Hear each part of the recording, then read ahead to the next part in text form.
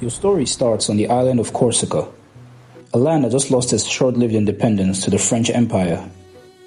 Corsica, like many places, has its own unique features. The sweet smell of rosemary, thyme, and lavender fill the air. Jagged mountains cover most of the interior. Gorges are filled with pine forests, and towns are clustered behind thick walls for fear of pirates or colonial soldiers. In the city you live, the sea is everywhere. From the hills above Ajaccio, the blue waters of the Mediterranean stretch endlessly towards the horizon, broken only by distant sails drifting between islands. The air smells of salt, olive trees, and wood smoke carried from scattered stone houses below. Though your family belongs to the local nobility, wealth is scarce and opportunities are few on this distant island. But things look like they could be turning around for the better. You see, months before you were born, Corsica had been ceded from Genoa into the hands of France. Your father, who was strongly against French rule, eventually became close friends with the French governor, whom later became your grandfather. With his support, your father becomes Corsican representative to the court of Louis XV, and this boost in status grants you a royal bursary to the military academy in mainland France. After numerous days of tiring land and sea travel, you finally make it to the city of Autun, a place that catches you completely off guard. This city could not be any more different to Ajaccio. Unlike your hometown that was sun-drenched and open to the wide sea horizon, Autun sits in a bowl-like depression at the edge of heavily forested mountains. The town has a dark, gloomy vibe about it. The sky is a dark shade of grey, which subtly complements the dark stones used for most of the buildings in this place.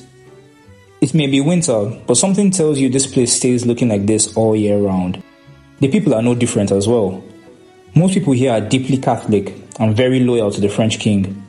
So a kid like you with slightly darker toned skin and a different accent would never be accepted.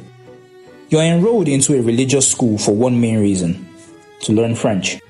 I mean, if you're going to be a great French leader someday, this seems like the obvious thing to do. Being from Corsica, Corsican and Italian are the only languages you know, and this is creating a huge gap in communication between you and your teachers. You spend hours a day memorizing French grammar, and you're learning remarkably quick as well, but you just can't seem to shake your thick Corsican accent. Now, just as you expected, other students constantly bully you because of where you're from, because of your accent, and even because of your name. This forces you to become a loner. Since no one likes you, you decide to keep to yourself, spending most of your time in the library reading mass and learning about the history of great empires. After spending 3 months in the religious school, you make your way to a military school in Brienne. Compared to Corsica and Autun, Brienne has a flat terrain and is incredibly plain.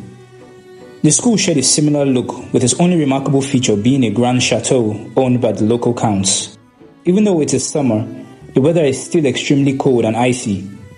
You, being a boy accustomed to the sun, finds the situation very daunting. Similar to your time in Autun, bullying is a theme of the day.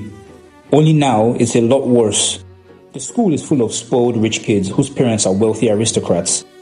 You got a royal scholarship to go here, which to them sounds more like a charity case, and they make sure to remind you of it all the time. That, and literally everything else about you. One day, having been fed up with the insults about Corsican heritage, you passionately defend Corsican independence and immediately get a swift beating for it, calling you a traitor to the king. But you don't cry or bow to them. You fight back with your words and fists. As it is now your nature, you stay reserved, not socializing with your peers but focusing on your studies. You find that you are exceptional at mathematics, and this draws attention to you from inspectors that basically introduce you to the world of artillery. 3 or 5 years at Brienne, you bolster your knowledge on mathematics and strategy, reading extensively on great figures like Julius Caesar and Alexander the Great. By the time you graduate, your academic record in mathematics earns you a coveted spot in the elite Paris military school. The scenery of this school takes your breath away.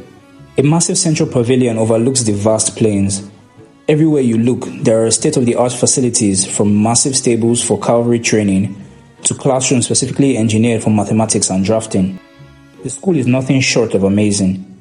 But during your stay here, tragedy strikes back at home. Your father sadly passes away, subsequently cutting off all funding for you and your family.